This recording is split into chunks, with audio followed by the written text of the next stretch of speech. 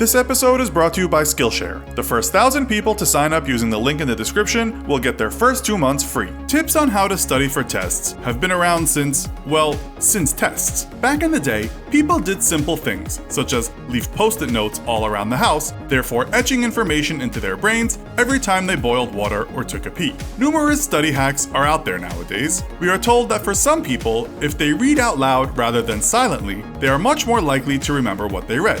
Another great tip is to become the teacher. So once you've got something, teach yourself as if you were in charge. More in line with the modern era, we are also told to use apps that turn off distracting notifications. But will that get you straight A's? Today, we'll look at a super hack. In this episode of the Infographics Show, the study hack that will get you A's.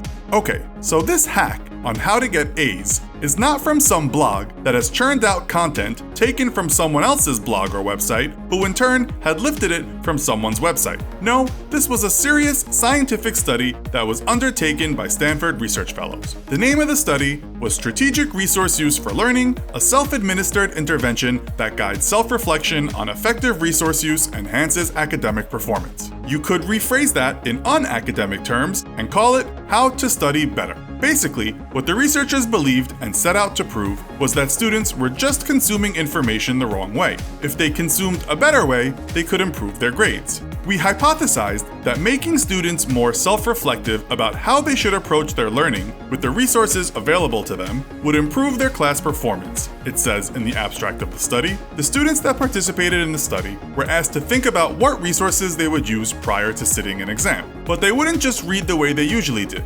Instead, they would decide what resources they would use, i.e. research papers, books, websites, lectures, etc., and then they would consume and think about the information using something the researchers had designed called a Strategic Resource Use Manual. The results? The hack actually worked. Those students who used the manual outperformed those who didn't. They said they felt better equipped for the exam and essentially improved their score, so B+ students became A students. Note that the average score of students that used the manual only improved 1/3 of a grade, so a B student might only become a B+ student. Still, that's not bad at all. Okay, so how do students better consume their resources? As we've said, it was all about changing how students study, which is usually reading and taking notes and then rereading the notes before the test. According to Patricia Chen, a postdoctoral researcher at Stanford who led the study, rereading is basically not helping people. Chen, who has a PhD in psychology, wasn't the first to drop this bombshell.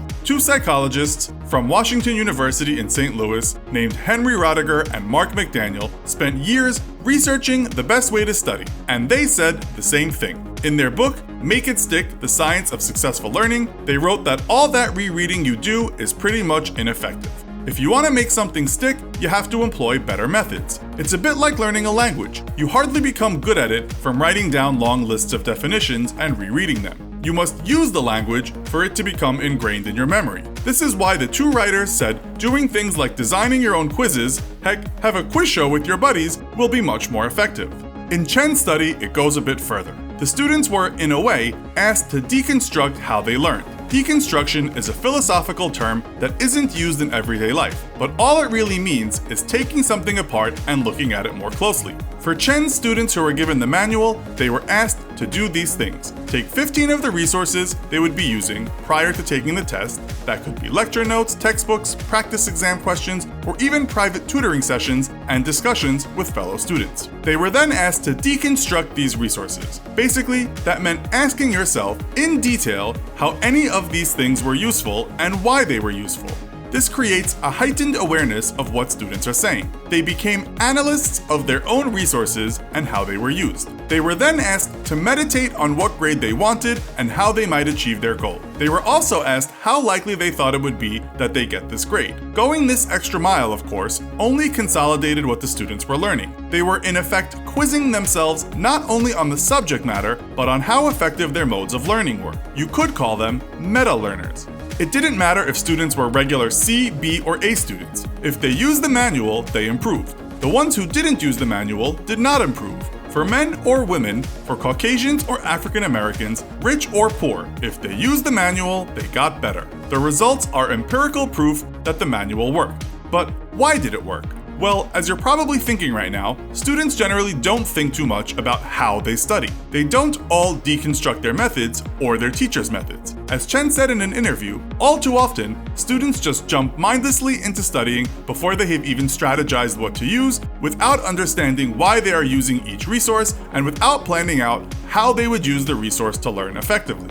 The study has gained widespread attention. Organizations such as the Education Endowment Foundation approve. Do you really need to be using Adderall all night, mindlessly going over notes you have already gone over? Do you need more expensive private tutors? Nope. You need to adopt what has been called metacognition intervention regarding how you study. If you're a parent watching this, or a student, or even perhaps just a friend of a student, then get the word out. Some teachers do use such metacognition methods already, such as asking students in high school to grade their own work and ask themselves how useful their resources, teachers, or class was. Asking students to evaluate themselves is another technique related to metacognition called self-regulation. You are no longer just a student, but you are a critic of yourself and the learning process in general. Chen says even if you don't use the manual, there are questions you can ask yourself on a regular basis regarding your way of studying. Some of these are, what you are doing doesn't seem to be working very well. Is there something else you can use that would help you do it better? Look at the way you are doing things. Do you think you could have gone about it in a better way?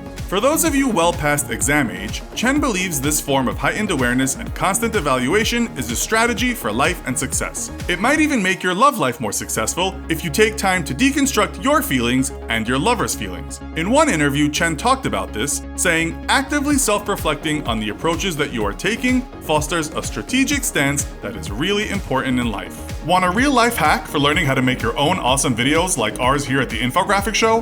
Why not try out one of the many online classes available right now over at Skillshare? With over 20,000 classes hosted online, Skillshare is your one-stop shop for learning everything from After Effects to digital animation. The first 1,000 people to visit Skillshare.com/infographics35 or to click the link in the description will receive premium membership for 2 months completely free. Join Skillshare and start learning today. So, are there any students watching this? Will you adopt this technique? Are there any skeptics out there who don't think this approach will work? Let us know in the comments. Also, be sure to check out our other video called Private School versus Public School, How Do They Compare? Thanks for watching, and as always, don't forget to like, share, and subscribe. See you next time!